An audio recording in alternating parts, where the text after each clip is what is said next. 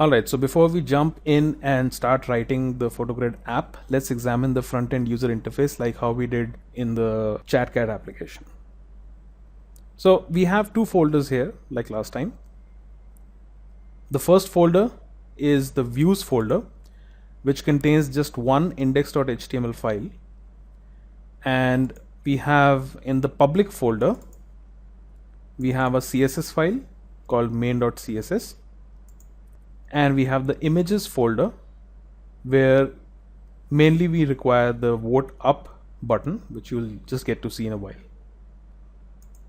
And we have a JavaScript folder which contains a photogrid_utils.js file. This JavaScript files contains some pre-built scripts which we're going to use in our code.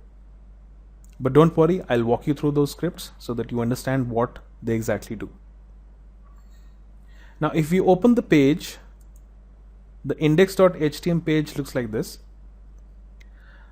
In this part of the page, we essentially have an unordered list. If I open this file in Sublime, then you'll notice that each list item essentially represents the image, and you have a vote up button. So if you click on this button, this counter increments by 1, and these are essentially the number of votes or the likes that a particular photograph gets. So that's how the page looks like. At the top of the page, we have an input field which allows us to pick a file to upload. So I can essentially click on choose file, and I can go to a pictures folder, and I can pick a particular file, and I can click on open. Now once that file is selected, all I have to do is click on the upload button to start the upload. And this is what we are going to build in the upcoming videos. Now another thing that you'll get to see is that when I select on any of the files, and if I click on open, you see this ready to upload for a very brief amount of time. This is a status display script which basically uses jQuery to show a custom message for a preset number of milliseconds. And this is one of the functions that you'll get to see in the photogrid_utils file. So let's go and check out that file.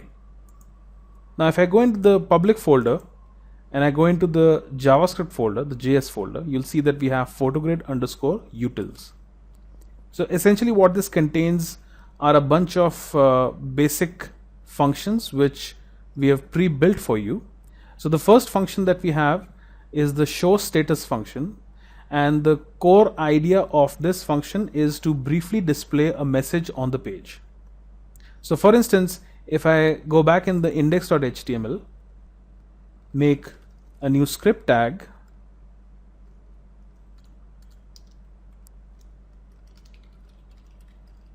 we are using jQuery, and let's say if I were to do a show status, let's hope I've spelled that correctly. Yep. And the first argument here would be the message itself, followed by the number of milliseconds for how long you wish to show the message on the screen. So let's go to the page and let's refresh the page now. And you can see that hello photogrid is written here for 3 seconds and then it fades out.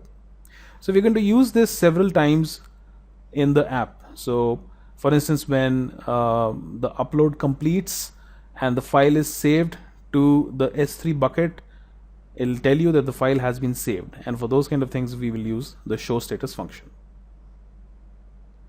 So let's just delete this part. Let's go back to the photogrid_utils.js.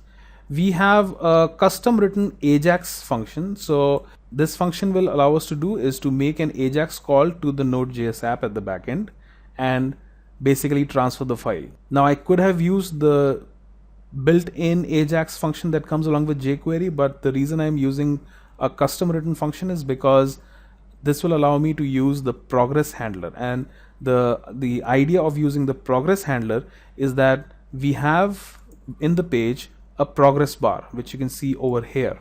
Now what this progress bar actually does is it shows you the amount of file that has been uploaded on the server. And to actually use it, what we are going to do is we are going to calculate the percentage of file that has been uploaded by listening to the progress event during the AJAX call. And we're going to use that to compute the percentage.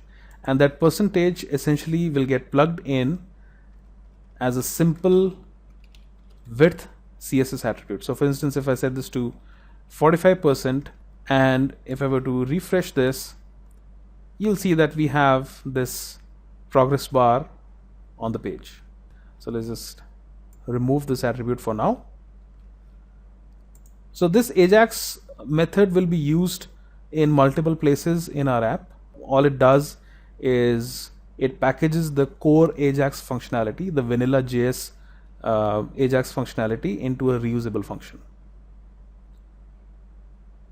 Lastly, we have a form validator built in, which basically ensures that the files that we are selecting are indeed image files, are indeed JPEG files, or GIF files, or PNG files. If I select something else, then it says your chosen file is not permitted. Please pick JPEG, GIF, or PNG files only. So this is just a client-side basic validator that we have built in here. Okay, so that is our front end. Now in the next video, we'll scaffold out our Express app and get started with it.